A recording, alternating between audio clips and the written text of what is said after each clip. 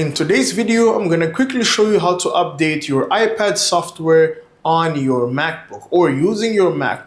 And do not worry, even if you do have a Windows laptop device running a Windows operating system, the process will exactly be the same. The only difference is that if you have a laptop, you'll need to install iTunes, while on a MacBook, you do not need to download and install iTunes. All you need to do is simply connect and install the operating system. And regardless of the model that you've got of your iPad, the process is exactly the same. This is also a process that works if you have an iPhone. It's similar, so no problem at all. My name is Shaq, and in this channel I help you fixing tech related issues, and I also share cool tech tutorials. So if you're into tech content, consider subscribing here to the YouTube channel. Now, we all do know in here that the normal generic way of updating the software on your iPad is by hopping into settings and then tapping on general, and then here at the top tapping on software update to search for an update and then simply update your software. But if you're watching this video, you probably have a different scenario where you need your computer because your software could be corrupted or you could be facing an issue in here. So I'm going to show you how to do it using your MacBook. And using your computer, it's much secure because you're not actually connecting to the internet from your device. Sometimes your device, your iPad, can shut down due to lack of charge or something like that. But if you use your MacBook, you won't face that issue because your iPad will be charging constantly connected to your MacBook device. Now, the very first thing we're gonna need in here, of course, is a cable in here to connect our iPad to our MacBook device. In my case, I've got in here this Lightning to Type-C cable in here because my entrance on my MacBook side is a Type-C, but here on my iPad, it's a Lightning entrance port in here. So I'm gonna connect the Lightning here and then the Type-C into my MacBook. Here we go, I'm already connected here to my iPad on this side, and now let me connect the other end to my MacBook and let's move into my MacBook.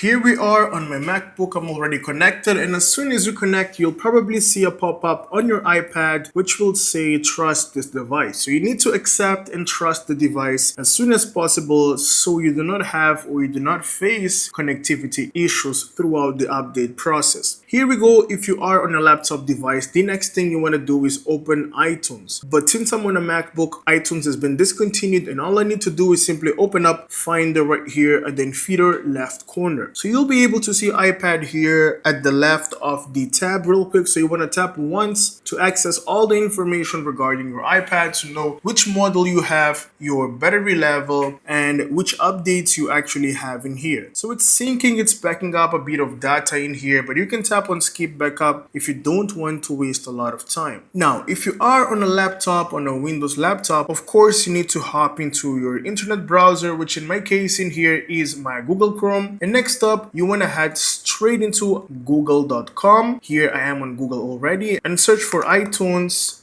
download. There we go. Now, iTunes download is only available for Windows, as I've said, so you want to tap on the very first link which goes to apple.com or support.apple.com. So simply tap in here and make sure you download the latest version of iTunes here on your device. Here we go. I've got this version in here, which is the latest one, 12.10.11. So you simply want to tap on download, and this will take you a couple seconds or minutes depending on your internet speed. As you can see, it's a file that occupies approximately 201 megabytes of space. Tap in here to download. Download has been initiated, and in just 10 seconds, it's completely done in here on my computer on my end. Next up, just double click on it to launch the installation on a laptop, of course, and then install it right there. Next up, we're heading back into iTunes. Open up iTunes, and if you're here, simply open up your Finder. Now, you do have in here an option to tap on check for update or simply update. Okay, now this process doesn't delete any sort of data from your iPad, so you do not need to worry about it. Your information, your data is all kept safe, and even much safer when you upload it from your computer because you won't risk yourself in corrupting your software or anything like that. So you want to tap on check for update or simply update. In my case, it's the latest version in here that I do have, but in your case, you might be seeing here a different button such as an update button to quickly update. Now you can simply tap on that update button and the update will start, and it's going to be complete in no time. But alternatively, you do have a second way on how to download it. You need to hop into this website in here, which is ipad.com. sw.me. Okay, so if you manually want to download it, just hop into this website, select the device that you have. If it's an iPhone that you're trying to update, just go with iPhone. Go with iPad if it's an iPad, which in our case it's an iPad. Tap on iPad, and then next up, simply select the model that you've got. In my case, I've got a pretty old iPad model, which is here iPad mini Wi-Fi. Tap on it to select the model, and then you do have a list of all operating systems that have been released compatible to your device. So in the past, these are the oldest ones, and this one is the much newer here at the top. Okay, so you want to select the much newer one, of course, and then you want to download and install it to your iPad. Now, the advantage here is that you can select any software. You can choose a different software here based on which one you like the most, and you can install it into your iPad device. So I'll be going with the most recent one in here. I'm going to tap on download. This will take you approximately a few minutes depending on your internet speed. Tap on download again. Download has initiated, and as you can see in here, we've got in here 1 minute left. I'm just waiting for it to complete. I'm going to cancel the second one. I've downloaded it accidentally twice, right? So here we go. It's going to take me 2 minutes and it will be done in no time. Now, once the download is complete, we're going back into iTunes if it's a Windows laptop, or a Finder if it's MacBook in here. Now, once you're here, if the update is actually something that will allow you to update, you'll see an update button in here, right? Update. So let me quickly just open my keyboard just to showcase it to you, which key you need to tap or press on your keyboard. So all you want to do in here is simply press and hold Option key at the inferior left corner of your keyboard on a MacBook. It's right side to side to the Command key in here and close to the space bar. So it's this one in here. Press and hold that key on your keyboard, and while pressing, you want to tap here on Update. Of course, in my case, it's saying check for update, but you can simply press and hold and tap on Update because you do have an update. And then you simply want to browse that specific file located and install it in here. For example, in my case, it's right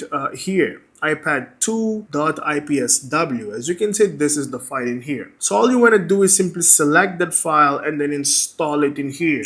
It's going to allow you to install. In my case, okay, it's already here. This is the format, and then tap on open and the update process will start in no time. Now, if you're running a Windows laptop, what you need to do in here on iTunes, of course, instead of pressing and holding the Option key, you're going to press and hold the Shift key. Okay, it should be the left shift key located at the left side of your keyboard. Press and hold it and then simply tap here on update. It's going to take you to that little window right there that will allow you to browse the software. If you simply don't press an option or shift, you simply tap on update, it's going to do the normal update process, which in my case, for example, it doesn't even allow. So you have a few restrictions if you try to update it normally. Okay, now the advantage of this process of installing from your computer is that you do not need internet connection. If your internet data simply is slow or something happens, your plan finishes, ends up, or anything like that, you can still continue installing your operating system because the software is pretty much located here within your MacBook device. As you can see, I'll tap on Get Info. We've got in here 1.54 gigabytes of storage, which is being occupied by this file. And this even keeps on increasing. If you're dealing with one of the latest iPad models, this can go all the way to 10 gigabytes of storage just for a single file, which is an update file. So